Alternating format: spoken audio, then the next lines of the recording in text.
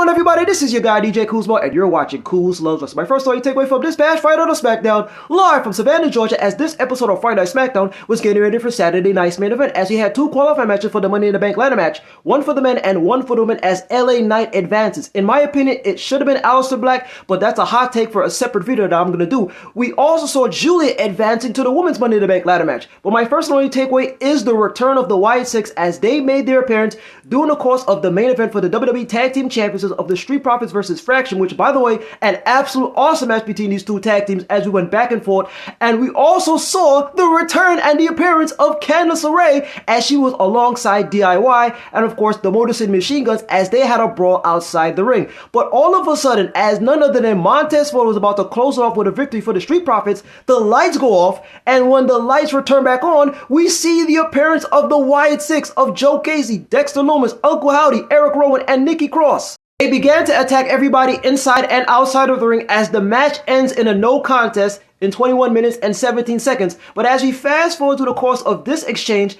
after when the Wyatt Sicks had their business with the Street Profits, DIY, and Candice LeRae, poor Candice LeRae, we see a nice little tribute to Bray Wyatt as the lights go off and everybody with their flashlights waving as we had a nice tribute because this was Bray Wyatt's birthday, and we saw the producer bring forth the birthday cake with that little long candle wishing happy birthday to Bray Wyatt. I wish he was here, but this was a great ending to this episode of Friday Night Smackdown with the Wyatt Sicks. But what is the future of the tag team division? Will the Wyatt Sicks compete for the tag team championships, whether it's Dexter Lumis and Joe Casey? Let's see what happens, but it's great to see the Wyatt Sicks. Hopefully we could see them more often on an episode of WWE Smackdown.